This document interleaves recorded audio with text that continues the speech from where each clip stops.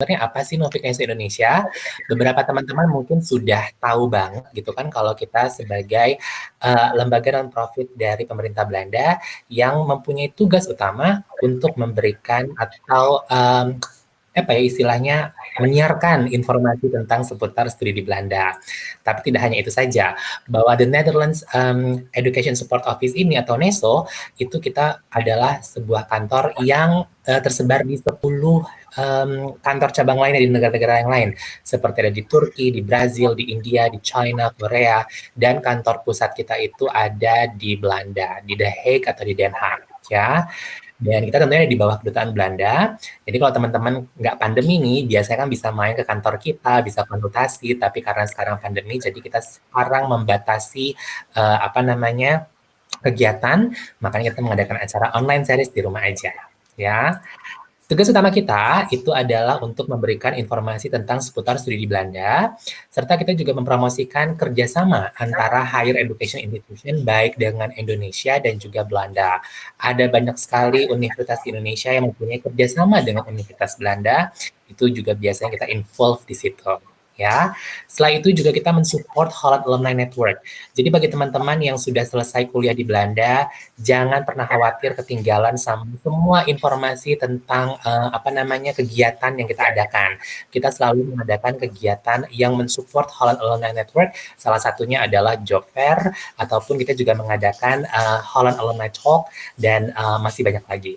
Ya, kita memanage beberapa beasiswa. Di antaranya Stunet yang merupakan fully funded dari pemerintah Belanda, Orange Knowledge Program yang biasanya nih merupakan kerjasama antara institusi dan juga development training, serta ada Orange Lab Scholarship yang bekerja sama dengan universitas di Belanda, serta EU-Share. Dan sebagai informasi aja bahwa Orange Lab Scholarship akan kita buka di bulan depan, di bulan November. Jadi segera bersiap-siap ya. Serta yang terakhir, tugas kita memfasilitasi scientific research, kolaborasi antara Indonesia dan juga Belanda. Kita banyak sekali ada beberapa penelitian atau ada beberapa apa namanya kegiatan yang berhubungan dengan scientific research. Itu pastinya kita juga didukung oleh organisasi-organisasi di Belanda. Oke, mau tanya lebih banyak dengan kita boleh banget ya. Berhubung kita di rumah aja, kita membatasi semua kegiatan yang ada. Ini merupakan channel-channel yang apa namanya bisa teman-teman hubungi apabila ingin berkonsultasi atau bertanya-tanya tentang studi di Belanda. Kita juga membuka online counseling. Nanti teman-teman bisa langsung aja setiap Senin sampai dengan hari Kamis dari jam 10 sampai dengan jam 12 ngobrol bareng sama kita, diskusikan rencana studinya di link yang berikut ini, yaitu aku ketik di sini ya, di bit.ly strip atau garis miring OC Neso. Ya, sudah aku ketik di chatbot. Jadi teman-teman kalau misalnya mau online counseling itu tinggal klik hari Senin sampai dengan hari Kamis jam 10 sampai dengan jam 12. Oke. Pengumuman terakhir nih yang ingin aku sampaikan. Jadi kita akan mengadakan virtual study in Holland Fair, yaitu pameran pendidikan Belanda yang akan kita adakan di hari Rabu tanggal 18 November jam 4 sampai dengan jam 8 malam. Pendaftarannya sudah ada di situ. Jadi segera daftar ya. Biasanya kita ketemuan pas pameran, tapi sekarang semuanya serba online, jadi langsung aja jumpin ke bit.ly/SIHFair untuk ketemuan dengan, kalau nggak salah ada 28 universitas Belanda yang nanti akan hadir secara virtual. Oke, baiklah, tanpa panjang lebar, kita akan berkenalan terlebih dahulu dengan kedua guest speaker pada sore hari ini. Yang pertama, saya pengen say hi dulu nih buat Aisyah Anindita Hilman Akhir, selaku kandidat dari MSc Marketing Management, Digital Marketing and Data Analytics. Ya, dari Rotterdam School of Management dan merupakan student award di tahun ini. Halo Aisyah, selamat sore. Halo teman-teman, selamat sore. Nanti Aisyah ini akan memberikan atau sharing pengalaman tentang IELTS ya Aisyah ya. Ya, betul. Siap. Setelah itu ada salah satu lagi guest speaker-nya Bernadette Fania Ludina Arman, biasa dipanggil dengan Fania, kandidat MA in Health Humanities dan juga dari Tilburg University Orange Tulip Scholarship Award. Kita sering banget ketemuan karena berhubungan sama OTS ya. Selamat pagi kalau Fania, karena Fania ada di Belanda. Iya. Hai Fania. Hai Kamoli dan Aisyah dan semuanya. Selamat sore waktu Indonesia. Sore juga untuk lo di Belanda, selamat pagi. Sekarang aku bertanya dulu, di Belanda gimana keadaan? Karena yang kita dengar diperketat kembali peraturan COVID-nya. Iya betul, diperketat. Kalau untuk kuliah sendiri, aku saat ini masih online juga semuanya. Online semuanya ya. Kuliah Oke, kalau masih kayak online. gitu. Mudah-mudahan keadaan bisa kembali seperti biasa, jaga-jaga kesehatan, jaga-jaga diri ya. Oke, Sobat Iya. Neso, untuk pertanyaan nanti kita akan buka, tapi apabila ada pertanyaan seputar topik, itu akan kita jawab ketika Q&A session ya. Jadi sekali lagi, pertanyaan seputar topik tentang IELTS dan juga TOEFL IBT akan kita jawab seputaran Q&A session.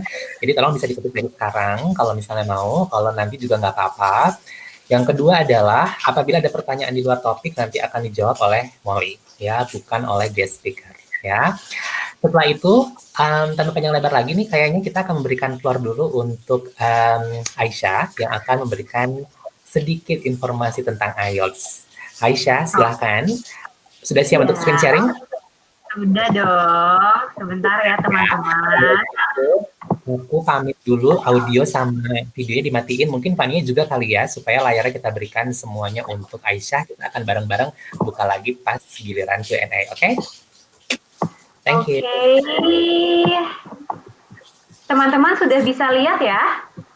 Sudah terlihat. Oke, baik. Selamat sore teman-teman, semoga kita semua senantiasa dalam lindungannya dan dalam keadaan sehat. Namaku Aisyah Anita Hilman Akhir atau dikenal dengan Aisyah, sesuai dengan yang sudah dibilang sama Smoli tadi, mahasiswi di Rotterdam School of Management Erasmus University, mengambil jurusan Marketing Management with a focus on digital marketing and data analytics. Saya adalah salah satu student awardee 2020. And today we are going to talk about International English Language Testing System atau lebih dikenal dengan istilah IELTS. So what is IELTS? IELTS adalah tes kemampuan berbahasa Inggris mulai dari speaking hingga writing yang digunakan untuk contohnya apply universitas.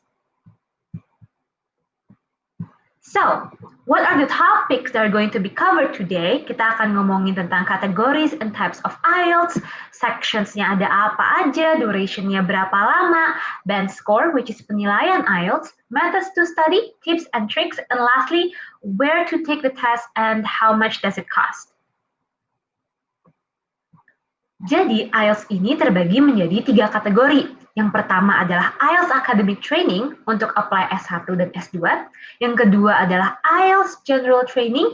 Biasanya ini kalau kalian mau pindah ke negara lain, migrasi ya, atau for working purposes, kerja di luar, atau ada training di luar negeri.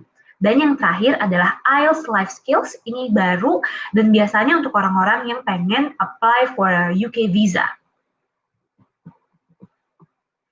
Nah, ada 2 tipe IELTS. Yang pertama adalah paper-based test, dan yang kedua adalah computer-based test. Bedanya apa sih? Jadi kalau paper-based test, listening, reading, and writing, itu are on paper. Sedangkan kalau computer-based test, those sections are using a computer. Nah, untuk dua-duanya, section speaking itu biasanya conducted face-to-face. Nah, durasi total dalam sebuah tes IELTS itu 2 jam 45 menit dan terbagi menjadi 4 sections.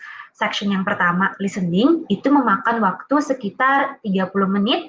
Dan untuk academic and general training IELTS soalnya sama. Dan ini terdiri dari 40 questions. Topiknya ini general, everyday, or school related. Usually itu conversations between people atau conversation of one person. Yang kedua adalah reading. Ini memakan waktu sekitar 60 menit and it consists of 3 passages with 40 multiple choice questions. Nah, multiple choice-nya itu include matching info atau feeling whether the info is true or false. Nah, topiknya sendiri itu general, random, biasanya news or academic information. Nah, yang ketiga ada writing. Ini memakan waktu sekitar 60 menit di mana kamu harus melakukan 2 task. task yang pertama adalah short report, itu 20 menit, dan kamu menulis sekitar 150 kata. Di sini kamu summarize information tentang graphs atau describing a diagram. Nah, task yang kedua adalah essay. Ini memakan waktu sekitar 40 menit, dan kamu menulis sekitar 250 words mengenai opini kamu dalam sebuah topik dengan alasan yang logis. Nah, yang terakhir itu adalah speaking, di mana memakan waktu itu sekitar 11-14 menit, dan tasnya ini dilakukan dengan native speaker, biasanya orang Inggris. Nah, untuk speaking itu consist of 3 sections mengenai diri kamu sendiri dan juga tentang general topic yang harus kamu describe. Untuk akademik dan general training, soalnya itu sama for speaking. Nah, ada note nih buat kalian yang mau ambil IELTS, listening, reading, writing, itu semuanya dilakukan in one go, sekaligus. Sedangkan kalau speaking biasanya itu dilakukan di hari itu juga, tapi biasanya siangan.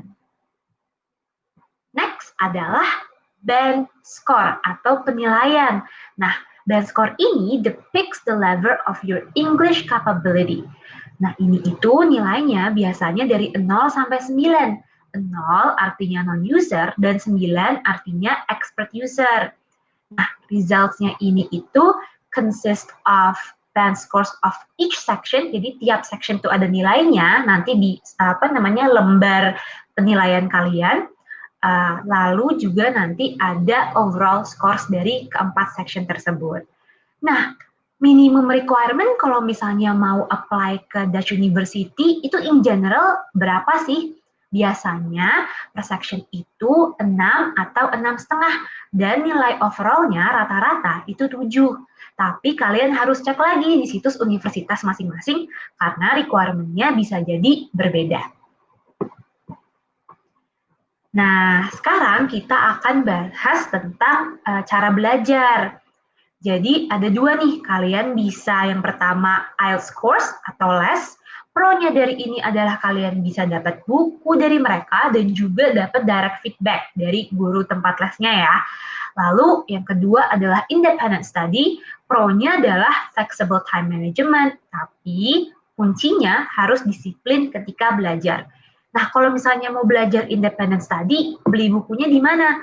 Kalian bisa beli buku di Gramedia atau Kinokuniya. Nah, recommended book dari aku yang aku gunakan juga ketika belajar mandiri untuk IELTS adalah Barron's IELTS book. Next, jadi aku akan kasih tips and tricks buat teman-teman apa aja sih yang bisa dilakukan agar bisa mendapatkan nilai IELTS yang baik. Yang pertama adalah lots of exercises, latihan, agar kalian tuh terbiasa mengerjakan soal-soal IELTS dan lebih paham tipe-tipe soal IELTS itu bentuknya seperti apa strukturnya. Lalu yang kedua adalah read English news, misalnya CNN. Kalian di sini bisa belajar cara menulis berbahasa Inggris, strukturnya seperti apa, yang baik dan yang benar, dan juga kalian bisa belajar vocabulary. Yang ketiga adalah listen to songs. Dari sini kalian bisa belajar untuk menulis lirik sambil mendengarkan lagu.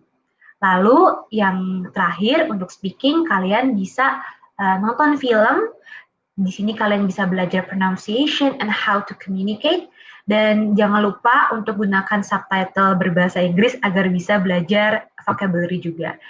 Dan yang paling terakhir, yang gak kalah pentingnya dari pengalaman Asia selama ini adalah kekuatan berdoa.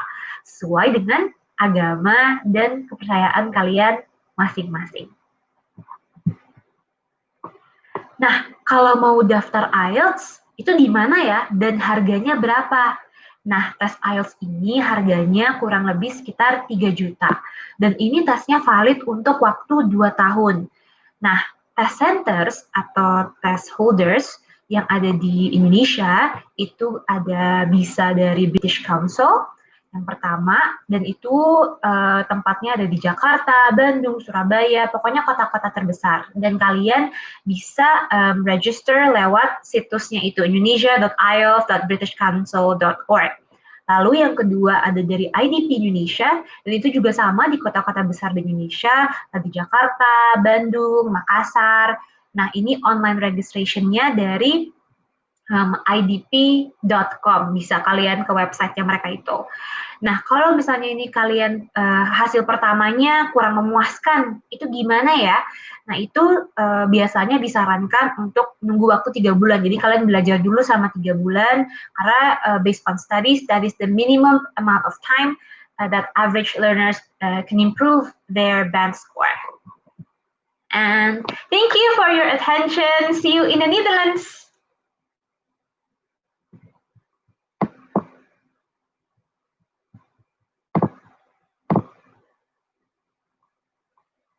Ke sesi tanya jawab ya, karena pasti ada beberapa pertanyaan yang akan mengajukan seputaran IELTS, dan mungkin teman-teman juga ada pertanyaan.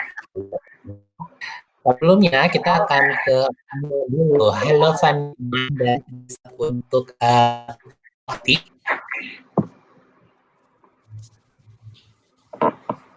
Ya. Oke, ini lagi loading, tunggu sebentar ya. Siap, ya, pamit sebentar. Baik. Ya, kalau gitu aku pamit lagi sebentar dan silakan screen sharing. Silakan Fania. Oke, ya, aku screen sharing dulu.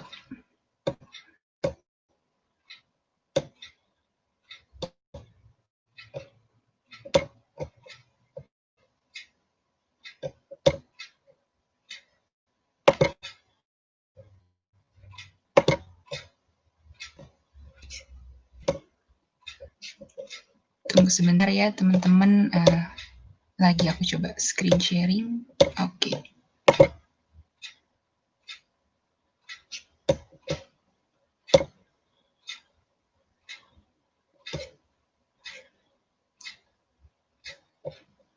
Udah kelihatan PPT-nya?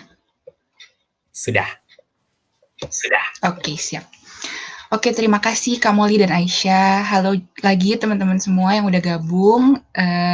Aku Fania dan aku akan sharing sedikit mengenai general information about TOEFL IBT dan ada sedikit pengalaman aku waktu ikut tes ini dan juga mungkin tips and trick sedikit dari aku yang mudah-mudahan berguna buat teman-teman. Oke, kita mulai aja. Pertama-tama, apa sih sebenarnya TOEFL IBT itu? IBT itu sendiri sebenarnya adalah singkatan dari Internet Based Test. Nah, mungkin teman-teman di sini ada yang udah pernah tes TOEFL atau mungkin lebih familiar sama jenis TOEFL yang PBT. PBT itu Paper Based Test, yang dimana biasanya kalian kerjain soalnya di kertas. Terus ada juga jenis lain yaitu CBT atau Computer Based Test, tapi setauku udah nggak dipakai lagi. Dan yang sekarang kita mau obrolin di sini adalah TOEFL IBT, Internet Based Test. Dan ini adalah jenis TOEFL yang saat ini dipakai untuk keperluan pendaftaran universitas di luar negeri, khususnya di Belanda juga. Nah, TOEFL IBT ini diterima di lebih dari 11.000 universitas di lebih dari 150 negara, termasuk di Belanda. TOEFL IBT ini diselenggarakan oleh Educational Testing Service atau ITS yang gambarnya atau logonya kayak yang di bawah ini.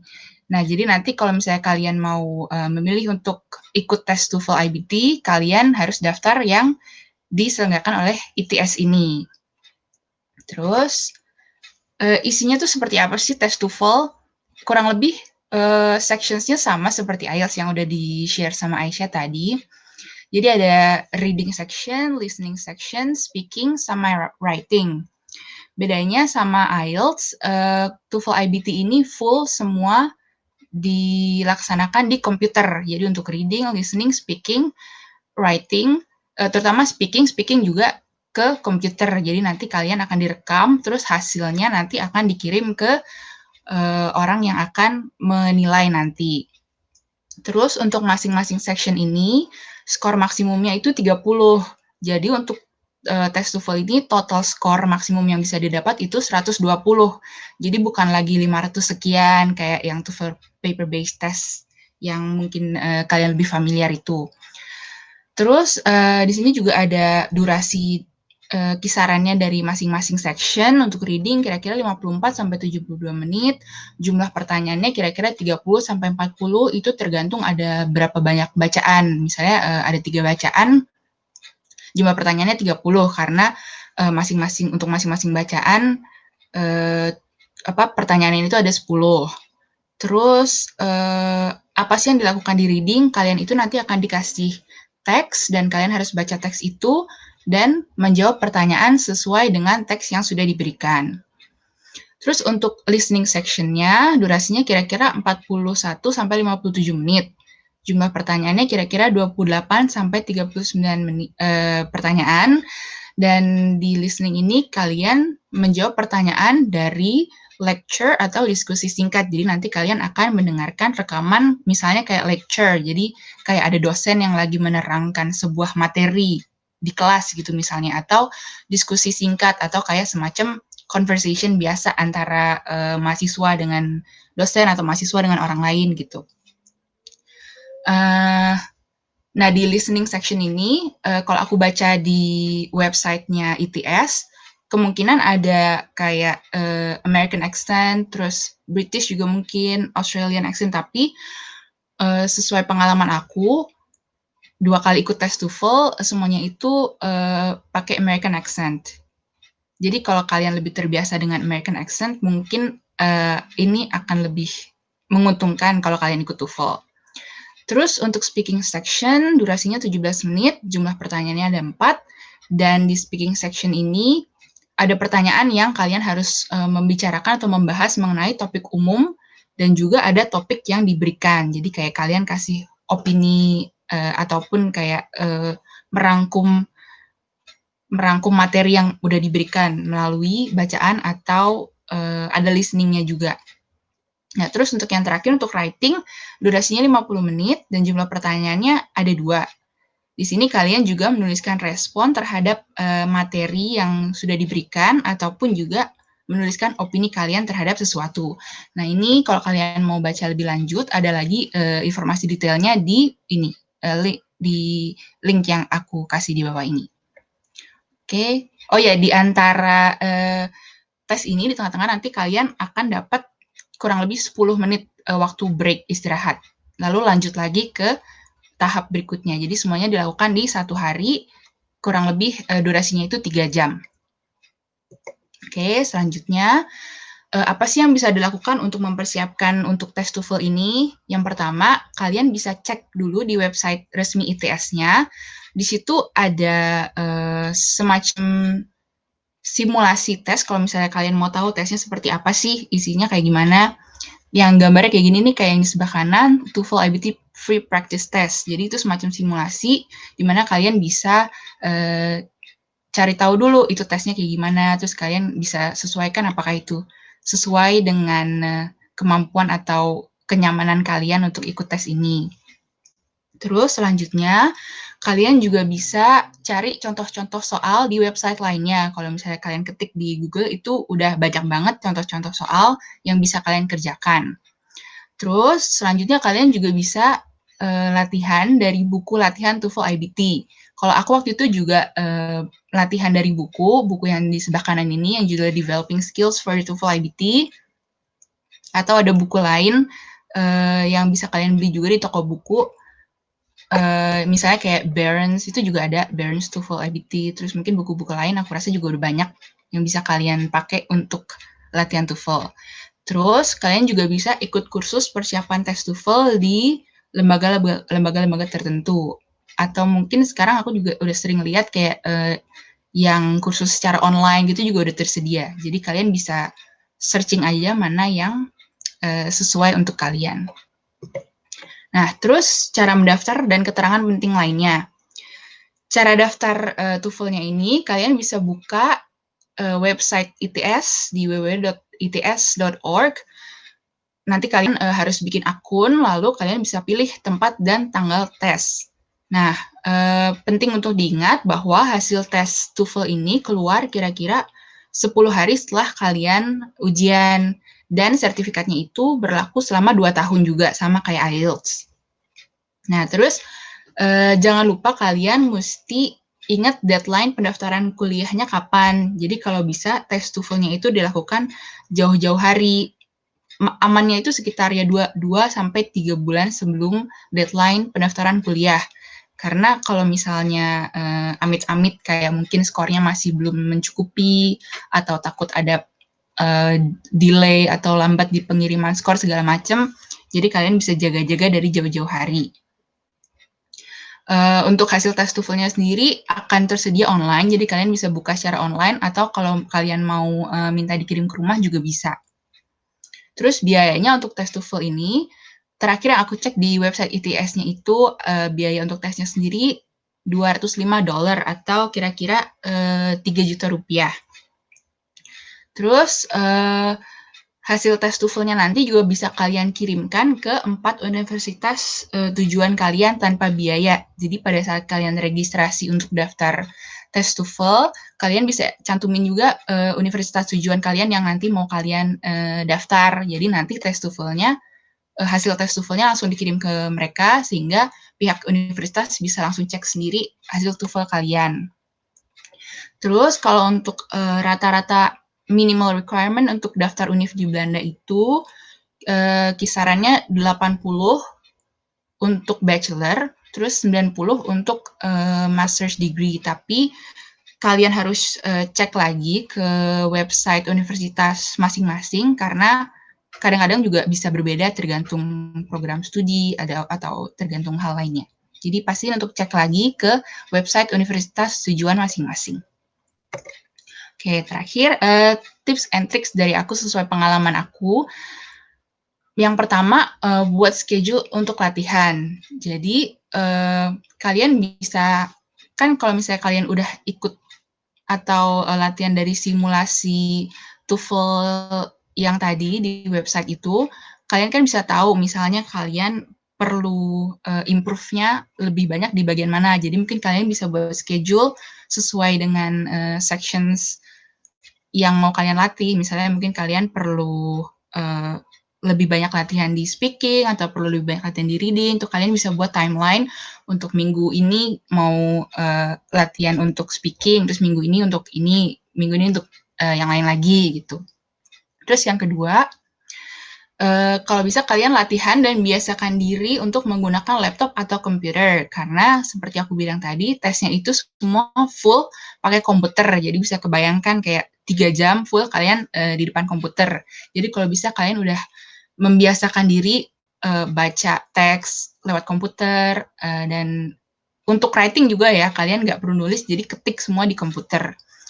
Jadi kan kalau misalnya kalian, kalau pengalaman aku waktu itu, aku kan latihan dari buku, dan di buku kalau di buku kan kalau latihan reading gampang tuh teksnya, kalau ada keywords yang mau ditandain tinggal dilingkarin atau distabiloin.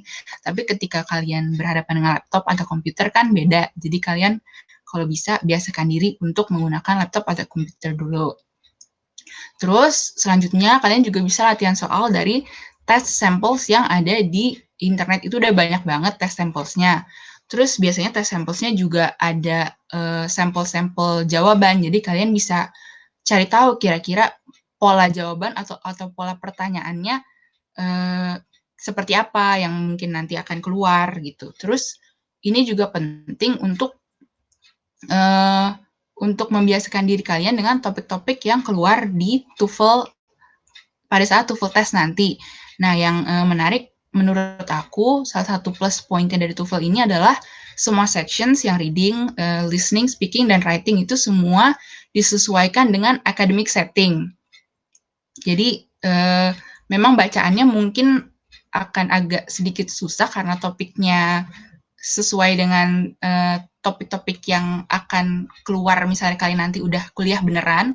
Tapi menurut aku itu baik untuk membiasakan kalian. Jadi sudah seperti setting ketika nanti kalian kalau kuliah di luar negeri gitu. Nah, kalian juga bisa latihan dengan membaca teks atau menonton video bahasa Inggris. Jadi karena teksnya itu juga sudah disesuaikan dengan academic setting, maksudnya materi-materi yang seperti materi-materi yang keluar saat kuliah, jadi ada baiknya kalian latihan membaca dari misalnya kayak National Geographic article atau Time Magazine, yang gitu-gitu.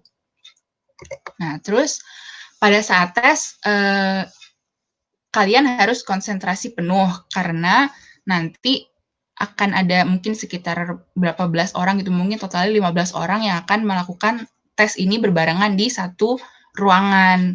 Jadi kalau bisa, kalau misalnya kalian orangnya gampang ke distraksi gitu ya, kayak aku juga sebenarnya agak sulit untuk, harus ada situasi yang tenang gitu untuk konsentrasi, tapi kalau bisa kalian harus konsentrasi penuh. Nah, aku ada, pengalaman aku waktu itu cukup beruntung soalnya orang di sebelah aku kebetulan nggak datang, jadi lumayan tenang. Nah, itu harus kalian pikirin lagi sebelum memutuskan untuk ngambil tes ini. Nah, kayak yang tadi aku udah bilang tadi, paling nggak kalian tesnya itu 2-3 bulan sebelum deadline pendaftaran, itu yang aman lah kira-kira. Terus yang terakhir, jika memungkinkan, research atau survei dulu mengenai tempat tes yang mau kalian datengin nanti. Kalau aku waktu itu sih search-nya simple aja, kayak cari di Google tempat tesnya itu fotonya kayak gimana, ruangannya kayak gimana. Jadi kira-kira bisa mengira-ngira nanti kalau tes situasinya seperti apa. Oke, sekian dari aku dan feel sukses buat kalian yang sedang melakukan persiapan untuk studi di Belanda. Terima kasih. Terima kasih Fania, dan juga untuk Aisyah bisa langsung bergabung juga. Silakan dinyalakan video dan audionya karena kita akan diskusi ya. Baik, sebelum aku mau diskusi nih buat buat teman-teman yang sudah hadir, ini udah rame banget ini. Sudah 2 orang yang hadir di sini. Cuma menyambung apa tadi yang Aisyah kasih tahu ya. Aku mau nunjukin ini dulu banget ketika saya masih muda. Ini adalah sertifikat IELTS aku. Ya.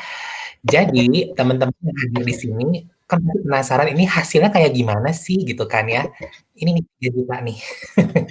Ya, selembar kertas ini yang ada skor-skornya ya. Terus terang aku juga mengulang kalau nggak salah 2-3 kali. Kenapa? Karena waktu itu sekolahnya ngambil komunikasi dan harus tinggi nilainya. Ketika harus tinggi nilainya, harus diulang ya, karena waktu pas dulu tuh kepedean aja, udah sekali aja deh gitu kan ya, ternyata enggak. Jadi harus ngulang. Biasanya orang Indonesia itu akan jatuh di writing. Aku tunjukin ya. Akan jatuh di writing, kelihatan nggak sih? Ini 5,5. Jadi dibandingin yang lain, kalau jurusan tertentu itu semuanya harus sama nilainya ya. Nah, ini di writing ini jatuh. Walaupun memang hasilnya 6,5 mah keterima-keterima aja sih di universitas, tapi si universitas atau fakultas itu biasanya minta kalau bisa 7, 7, 7, 7. Ini emang 7 semua, tapi yang writing-nya 5,5 dan selalu jatuh di writing. Ya, itu yang pertama. Latihan, tadi Aisyah juga sama Fania juga udah ngomong, latihan bisa download soal apa segala macam, bisa banget. Dan juga kalau teman-teman mau latihan pakai buku, nah ini juga ada, biasanya bukunya kayak gini ya, nanti suka ada CD-nya untuk speaking, listening. Mana sih? Set, nah ntar ada CD-nya. Kayak gitu. Sekali lagi kita bertiga, kita yang ada di sini bukan promosi dari lembaga manapun ya. Ini kita sharing pengalaman supaya teman-teman bisa memilih antara IELTS ataupun TOEFL, enaknya di mana. Karena terus terang antara Aisyah sama Molly, kita udah terbiasa sama IELTS. Bukan begitu kan Aisyah ya? Iya. Kalau 2 kali total. Over the years. Yes, gitu sama aku juga. Fania lebih preference-nya itu adalah TOEFL IBT, ya kan ya?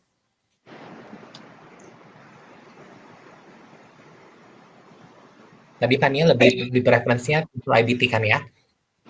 Iya Mas, betul itu. Kayaknya agak nge-lag videonya. Iya, sorry nge-lag. Tapi Fania sudah pernah coba IELTS juga belum?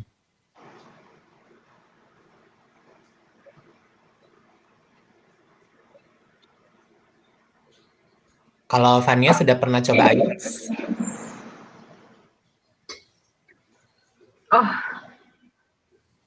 Oh, Fania lagi, oke. Mungkin lagi log off dulu, nggak apa-apa. Kita akan lanjut ke teman-teman yang di sini. Kalau pengen bertanya ntar, Fania akan bergabung lagi. Kita akan lihat ke pertanyaan ya, kalau gitu, sembari menunggu Fania sudah hadir di sini. Oke. Kita siap berdiskusi ya. Ini pertanyaan dari Dinar, katanya gini, kalau uji kompetensi untuk bahasa Belandanya sendiri ada nggak Kak? Dan apakah bisa mendaftar beasiswa dengan menggunakan uji kompetensi yang itu aja tanpa harus menggunakan TOEFL atau IELTS? Mungkin kita ke Aisyah dulu sebagai student awardee. Waktu itu syaratnya gimana untuk Aisyah? Jadi kalau untuk bahasa sendiri itu nggak ada ya teman-teman, nggak usah khawatir karena di sana tidak diwajibkan untuk bisa berbahasa Belanda. Universitas di Belanda itu rata-rata the professors and all the friends, even normal Dutch people itu bisa berbahasa Inggris. Jadi nggak usah khawatir kalau nggak bisa bahasa Belanda. Kalau mau belajar silahkan gitu. Itu kayak plus point untuk kalian lah ya pas di sana. Dan biasanya universitas di Belanda itu menyediakan istilahnya les gratis gitu. Kalau kalian misalnya penasaran mau belajar bahasa Belanda, you guys can do it di sana. Nah, kalau untuk mendaftar beasiswa pakai bahasa Belanda enggak, pakai TOEFL atau IELTS biasanya untuk apply beasiswa. Begitu pula juga ketika apply for universities. Seperti itu. Waktu itu, ini kalau bisa berapa skor untuk IELTS-nya? 8, Mas, overall-nya. 8. Dan syarat untuk studentnya adalah? Syarat student itu at least around 7.5. Sekitar segitulah, yes. 7, Mas.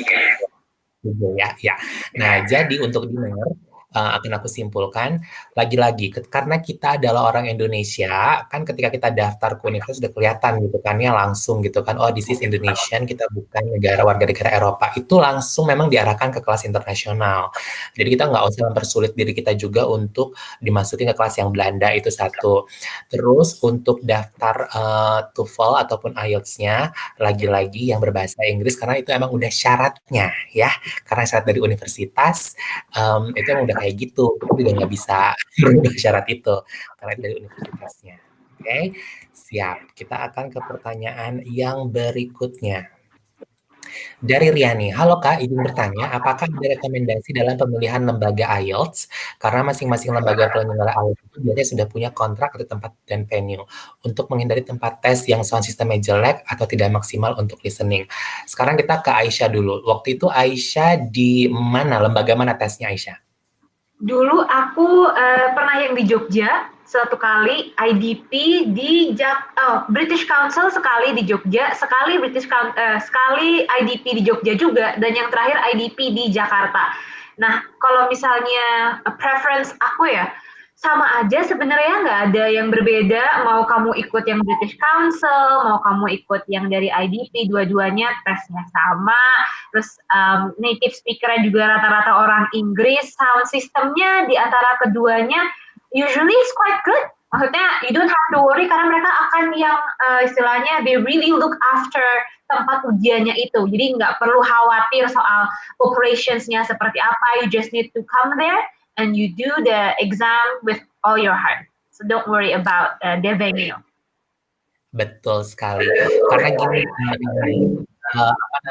tes ini berskala internasional ya, tentunya nanti suka dievaluasi dan kita juga terus terang kita bisa raise kalau misalnya ini jelek sound systemnya ya.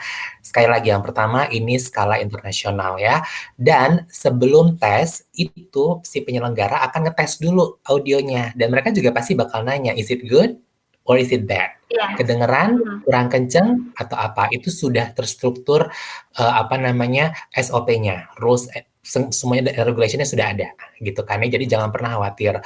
Tapi kalau misalnya Riani merasa bahwa ini kayaknya rebek nih apa segala macam, tenang aja. Riani punya hak untuk istilahnya raise bahwa ini kayaknya benar. Itu boleh banget terus terang. Ya, dan lagi-lagi aturan mainnya sebelum mereka melakukan tes itu akan dicoba semuanya, ya, great. Jadi mudah-mudahan terjawab. Selanjutnya pertanyaan dari Sarah, ini untuk Aisyah nih.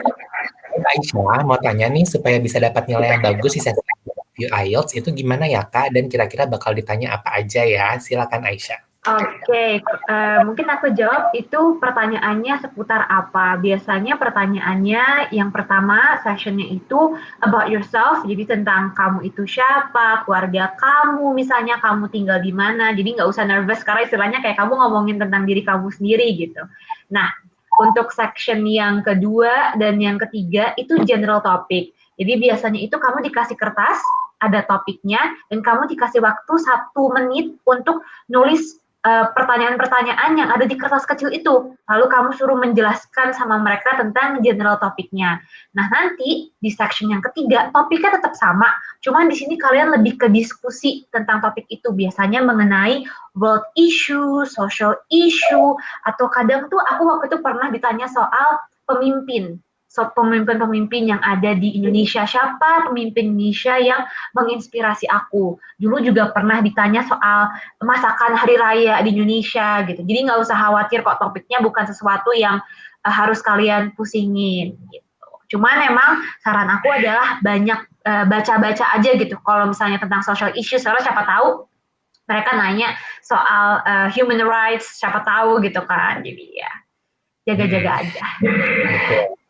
Jadi nanti teman-teman malah biasanya penguji itu malah cuma bakal tanya kamu sukanya apa, nah tolong diceritakan gitu. Jadi akan benar-benar menunjukkan ya apa ya comfortable dengan topik yang diberikan dan kita tuh harus ngomong, namanya juga kan tes speaking ya, so we have to talk. Kalau bisa cari sesuatu yang bisa diceritain itu panjang-panjang, jadi kemampuan kita akan terus terlihat karena kalau misalnya ngobrol pendek-pendek pasti akan muncul pertanyaan dari penguji. Udah nih cuma segitu doang yang diomongin. Nah, jadi kalau misalnya kalau topiknya sesuatu yang kita suka, itu pasti nanti kita kayak ngobrol aja. Nah, disitulah yang biasanya nanti akan menjadi nilainya juga speakingnya bagus karena flow-nya ada, gitu kan ya. Betul. Gitu. Nanti latihannya mungkin ini ya Mas Molly ya, pakai timer kali ya, karena kan itu ada timingnya 1-2 menit. Jadi kalian coba berbicara 1-2 menit, kayak biar conversation-nya lebih panjang gitu. Karena ketika kalian ngomong sama mereka kurang dari waktu yang mereka tentukan, nanti mereka akan suruh kalian ngomong-ngomong gitu biasanya. Betul sekali. Oke, kita juga sembari menunggu Fania untuk masuk, karena ada trouble dari internetnya. That's fine. Ya. Yes, that's okay. Nah, ini dari Wahdini Hanifa. Hai Kak, kalau misalnya retake IELTS tes di tempat yang sama, apakah dia juga sama? Malah 3 juta sekali tes. Betul teman. Kita juga sudah menghabiskan, kalau kita 1 tahun, ya kaliin aja benar. Jadi nggak ada tuh yang istilahnya di cohort yang kedua, di cohorting 10%, yang ketiga 30%. Itu akan berlaku sama aja, ngambil pertama 3 juta, yang kedua juga 3 juta. Atau biasanya, aku nggak tahu kalau yang sekarang ya, karena kalau yang dulu itu kita mengikuti nilai tukar rupiah terhadap dolar. Masih kayak gitu nggak, Aisyah?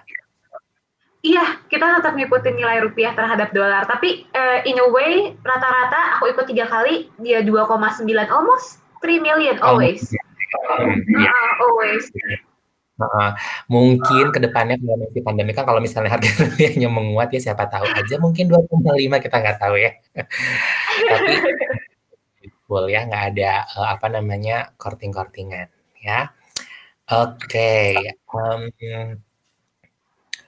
Fania nih, Fania mana? Fania, cuman aku mewakili Fania deh, karena aku yang in charge di OTS, gak apa-apa, belum dapat hubungan lagi dari Fania, that's okay. Kata Putu gini, halo Kak, kalau boleh tanya berapa skor TOEFL IELTS untuk bisa lulus OTS. Nah, cuman sampai situ aja ya. Kalau yang untuk hotel management nanti kita ngobrol di belakang. Kalau untuk OTS itu terus terang range-nya beda-beda, Kak. Putu, kenapa aku bilang range-nya beda-beda? Karena peserta OTS itu kan univnya macam-macam ya, dan mereka punya syarat dan ketentuan sendiri. Tapi lagi-lagi range-nya itu dari 6,5 sampai 7. Gitu kan ya. Karena kalau misalnya 6,0 biasanya bachelor. Kalau Putu bachelor mungkin bisa lah kalau misalnya 6. Tapi kalau untuk S2 itu range-nya dari 6,5 sampai 7 ya. Oke, ini aku dapat hubungan dari Fania katanya masih loading. Selanjutnya adalah pertanyaan, nah khusus lagi untuk Aisyah. Hai Aisyah, ada tips khusus untuk writing IELTS task 1 dan juga task 2. Coba kalau Aisyah mau refresh dulu dan masih ini pun aku struggle ya. Maksudnya ini kayaknya banyak orang yang struggle for writing. Aku pun tahun lalu ketika mau apply beasiswa Stunat itu 2 kali tes IELTS karena yang pertama kurang memuaskan bisa dibilang. Nah, tips aku adalah belajarnya itu coba latihan lebih sering, pakai buku latihan itu biasanya mereka ada kayak topik-topik dan dari situ kalian bisa belajar cara writing yang baik dan benar. Pokoknya latihan sebanyak-banyaknya sih kalau untuk writing itu karena gini. Coba kalian misalnya lihat news articles itu juga bisa ngebantu kalian banget gimana how to structure a paragraph, for example. But usually using a book, itu mereka, terutama yang aku rekomendasiin ya, Barron, itu sangat helpful banget for the writing. Benar-benar spesifik, each paragraph itu isinya harus seperti apa. Gitu. Kalau tips dari aku supaya writing biar nendang, itu menggunakan conjunction yang benar. Maksudnya conjunction itu kayak gimana? Jadi gini, kalimat itu kan pasti subject, predicate, object ya. Saya pergi ke pasar titik ya. Nah, tapi jangan lagi dimulai dengan saya pergi ke pasar titik, saya membeli ikan titik. Jangan kayak gitu. Tapi harus kayak gini, saya pergi ke pasar untuk membeli ikan ya. Jadi ada conjunction-nya itu kan. Sama dengan bahasa Inggris, gunakan kata-kata conjunction seperti however, meanwhile, although, even though. Semuanya harus nyambung. Jadi jangan satu kalimat titik, satu kalimat titik. Kalimat-kalimat yang bisa dihubungkan, ada however, alasan, argumen, gunakan conjunction itu, dijamin hasilnya langsung bagus ya. Karena kenapa sih harus kayak gitu? Karena gini, yang namanya IELTS yang akademik dan juga TOEFL IBT yang bagian writing-nya, mereka tuh pengen melihat kita ini logis atau enggak. Kalau misalnya kita nggak logis ya udah, jadi kita belum mumpuni untuk istilahnya, mohon maaf, istilahnya belajar di karena kan tugas-tugas di luar negeri itu adalah buat paper kan ya. Benar, betul. Dari situlah melihat kita berpikirnya logis atau enggak, bisa menumpahkan pemikiran kita dan dibaca sama orangnya langsung manggut gitu, nggak nanya lagi pentingnya apa ya. Itu maksudnya. Ya, mudah-mudahan kejawab ya Muhammad. Itu yang esai kedua, jangan lupa task kedua untuk writing, jangan lupa untuk ketika kalian esai, kasih alasan yang konkret gitu. Jadi jangan ngawang-ngawang, tapi give reasonings ketika kalian berargumen. Gitu. Itu juga nambahin nilai banget. Yes. Aku lupa argumen, alasan itu yang kedua berarti ya? Iya, yang kedua Mas, esai.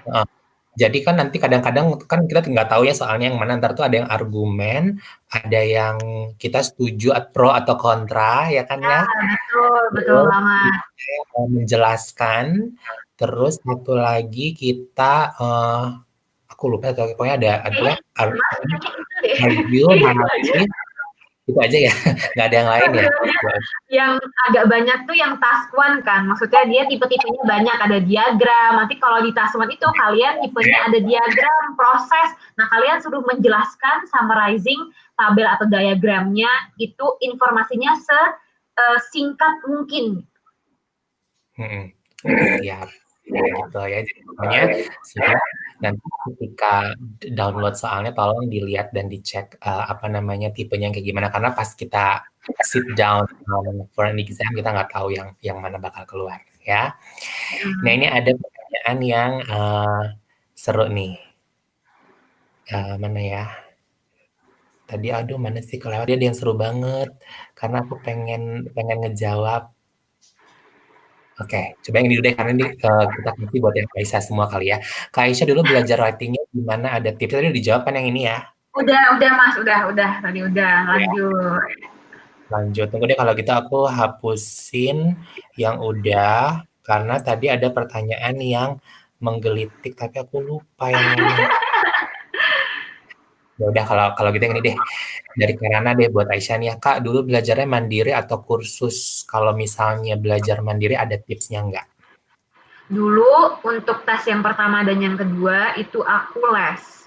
Dan untuk tes yang kemarin akhirnya nilainya bisa ngedongkrak di 8 itu mandiri gitu. Sebenarnya kayak aku bilang ya, ada pro sama kontranya ya. Pronya kalau misalnya kalian pakai tempat les, enaknya kan dikasih feedback langsung, misalnya speaking kalian kurang atau grammarnya kurang, kalian bisa langsung tanya, ada orang yang bisa diajak berdiskusi gitu. Nah, kalau misalnya belajar sendiri, itu enaknya flexible time management, cuman kuncinya memang kalian harus disiplin dalam menyempatkan waktu untuk belajar. Nah, aku sendiri itu tuh paling enggak dulu ya ketika mempersiapkan at least sehari itu 1 jam lah aku untuk kayak nge-review materinya, mau dari writing sampai speaking. Jadi aku ganti-gantian aja, misalnya hari ini aku maunya writing, berarti aku fokus ke writing, and then tomorrow maybe aku fokusnya ke speaking, kayak gitu. Jadi ada jadwal. Iya, terjadwal aja. Tips aku itu sih kalau belajar mandiri adalah time management, terjadwal, disiplin, gitu. Sama kalau dari aku jadwalinnya kayak gini nih. Ada satu hari di mana di mana kita tuh simulasi kayak hari tes beneran. Ya, benar. Jadi kelatihannya seolah-olah kalian tes gitu. Ya, jadi seolah-olah tes gitu.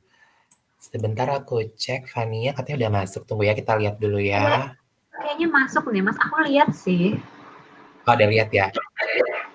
Aku lihat ada di presentersnya ada Fania, tapi belum nunjukin face and voice. Oke. Siap. Nah, ini aku nemu nih pertanyaannya ya. Dari Despasya Yonada. Apakah pas bicara menggunakan aksen British akan membantu menambah skor speaking? Dari Aisyah dulu deh kalau gitu. Gini, aku sendiri ngomongnya pakai aksennya bahasa Inggrisnya nggak British ya. Bahasa Inggris aku biasa aja lah, ya campur-campur Amerika lah sedikit. Man, you don't have to use British accent. It won't improve your grade. Yang mereka nilai itu sebenarnya kelancaran kalian ketika berbicara, kayak mandet-mandet, nggak ngomongnya bukan your accent. So don't worry about that. Jadi kalaupun masih ada Japanese accent, Jawa-Jawa gitu, nggak apa-apa. Ya Mas Molly ya. Benar. Jadi gini, kita itu punya dialek pasti beda-beda ya. Ada yang terbiasa dengan British accent, ada yang terbiasa dengan English accent, American accent, Australian, apapun dialek yang ada di luar sana. Tapi kita sebenarnya alangkah lebih baik udah be yourself aja, karena semakin macem-macemin dialek kita itu udah makin gak jelas sebetulnya, ntar nilainya jelek man. Jadi alangkah baiknya just be yourself gitu kan ya. Tapi memang semakin kesini kan orang-orang pasti akan semakin mempunyai dialek karena udah sering kebanyakan nonton film, kebawa sama pergaulan. Itu wajar, itu lumrah, asli jelas gitu. Nggak ada aksen, nggak ada dialek, semuanya nggak ada masalah. Yang penting karena gini, kalau orang Indonesia itu biasanya aksennya menuju ke Amerika ataupun nggak ada aksen sama sekali sih sebetulnya gitu kan ya. Jadi ya udah gitu aja. Karena kalau misalnya ntar dibuat-buat selesai nilainya ya, nggak sesuai. Oke, kita akan cek lagi pertanyaannya. Jadi mudah-mudahan terjawab ya Despasya ya. Kita bilangin dulu. Selanjutnya, oke. Dari Fikri, ini pengalaman Aisyah nih. Kak mau nanya, biasanya buat penguji speaking itu native speaker kah? Waktu itu Aisyah gimana? Yes, selalu aku tiga-tiganya native speaker, orang Inggris semua. Emang sih aku pernah dapet yang kaku gitu. Tapi bukan berarti mereka nggak baik sama kalian. Kayak don't feel bad about it. That's just how their style is. Itu juga biasanya style mereka menguji seperti itu tuh to test you. Kamu nanti bakalan gugup enggak, atau kamu bakal tetap bisa menjawab dengan baik dan benar. Aku pernah juga dapet yang super baik, super friendly. Jadi ngobrolnya asik. Itu juga gitu. So don't worry, walaupun mereka orang bule, they'll be very professional towards you. Yes, speakernya native. Jadi Tapi mereka nggak intimidasi ya, pokoknya semuanya dan sebenarnya mereka natif yang bisa bahasa Indonesia sih sebetulnya. Jadi mereka betul-betul bule-bule yang menghargai kita. Yang namanya ujian teman itu pasti akan ada deg-degannya, akan ada nervousnya, itu manusiawi. Tapi kita juga harus kontrol diri bahwa everything's gonna be fine, oke? Siap. Setelah itu, oke ini yang buat Aisyah. Dari Abi. Kak Aisyah mau tanya pas interview apakah harus selalu formal bahasa Inggrisnya? Ketika untuk session yang pertama sih biasanya nggak terlalu formal ya, biasa aja karena toh juga topiknya tentang diri kamu sendiri. Jadi usually the English yang keluar dari mulut kamu juga bukan yang formal gitu. Tapi ketika kamu melakukan section kedua dan section ketiga, benar kayak kata Mas Molly, use conjunctions. Jadi emang bahasanya itu harus terlihat seperti apa ya, scientific, lebih akademis, lebih profesional gitu. Jadi yes, Inggrisnya section 2 dan 3 itu lebih formal daripada section yang pertama. Betul, ya. Tapi ini juga harus jadi kita nggak perlu yang lagi-lagi just be yourself. Kita nggak butuh yang tiba-tiba jadi formal. Jangan. Enggak, let it flow aja sih sebetulnya. Kita ngobrol, speaking itu benar-benar ntar kayak kita ngobrol, flow-nya bakal enak banget gitu ya. Ada lagi dari Naya, Kak, dulu waktu kakak butuh berapa lama persiapan IELTS-nya? Aku tuh udah mulai persiapan dengan otodidak, tapi rasanya belum ada progres sama skill bahasa Inggrisku, kata Naya. Gimana nih Aisyah? Oke, dulu itu ketika aku belajar mandiri, it takes me around 3 bulan. Karena aku pengen benar-benar thorough for each section. Kalau misalnya kamu ngerasa kayak kurang progresnya, coba ini deh, kamu jangan cuma ngerjain soal-soal yang ada di buku, try to relax a bit, dengerin lagu, misalnya kamu nulis liriknya, itu akan relax your mind, gitu. Di situ kamu actually udah belajar writing atau belajar lebih tepatnya listening loh, dengan dengerin lagu dan mencoba untuk nulis exactly like what the person is saying in the song. Gitu. Terus kamu juga coba misalnya dengan nonton film gitu. Jadi jangan selalu buku kok ya, biar nggak stres gitu. Nonton film kamu di situ bisa belajar mengenai soal how to speak conversation itu seperti apa, bisa belajar cara aksennya juga. Terus kamu dari situ kalau misalnya pakai subtitle bisa belajar vocabulary dari situ. So cara belajar itu ada banyak macamnya. Jangan terlalu fokus sama buku yang bikin sampai kamu stres. Ya, kalau aku dulu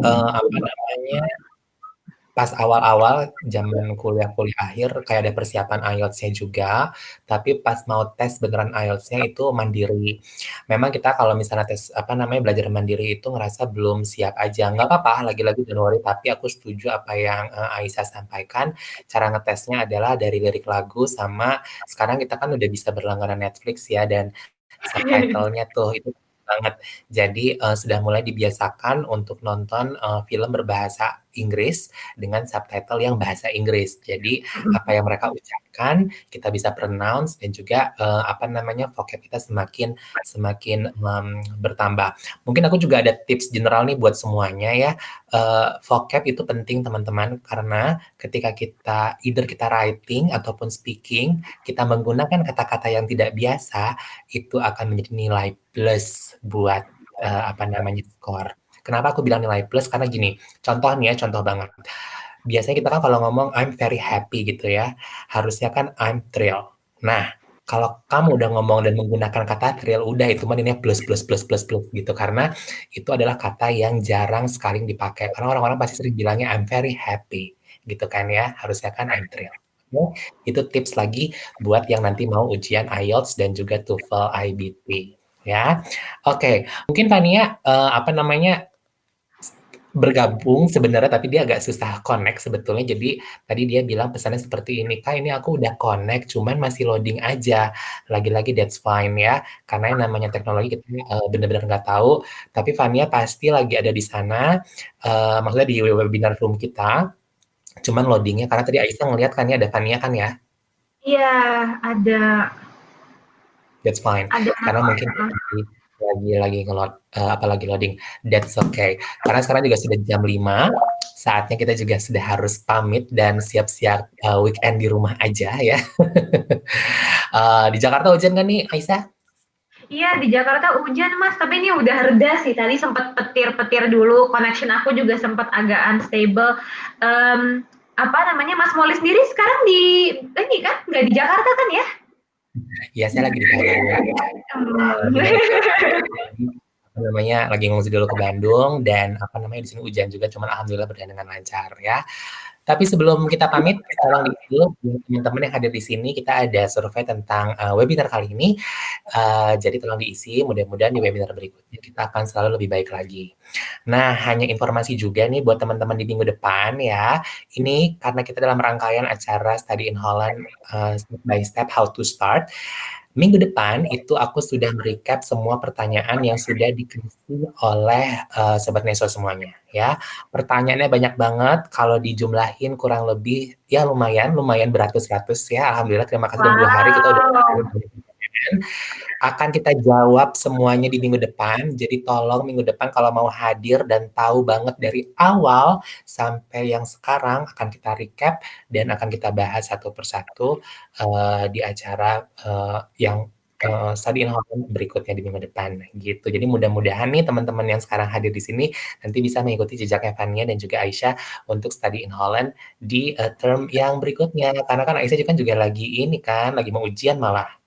Iya, ini aku exam week loh teman-teman. Next week nih Senin aku udah mulai ujian online ya, karena aku masih di Indonesia posisinya. Iya, dan juga mudah-mudahan nanti Aisyah berangkat ke Belanda juga lancar dan semua urusannya juga bisa lancar. Nanti kita bisa ngobrol-ngobrol lagi di topik yang berikutnya. Dan topik scholarship kayaknya nih, karena belum kita bakal menulis iya, kayaknya nanti ada ya Mas ya, kita akan ngomongin ya, lebih detail. Jadi ya. Kalau teman-teman yang nanti penasaran, tenang aja, terutama tentang scholarship, Mas Moli pasti bakal banyak acara ya Mas ya, selanjutnya yang fokusnya. Oke. Karena kita di bulan depan. Anyway, sekali lagi thank you Aisyah, terima kasih sudah support kita juga, dan tentunya kita bakal ketemu Terima kasih lagi. teman-teman. Aku juga mewakili Fania juga pamit karena Fania juga ada connection problem internet di Belanda. That's okay, it's fine. Dan pastinya kita akan ketemu lagi di minggu depan di Study in Holland online series di rumah aja. Saya Molly pamit dan juga Aisyah. Salam, sampai jumpa. Bye.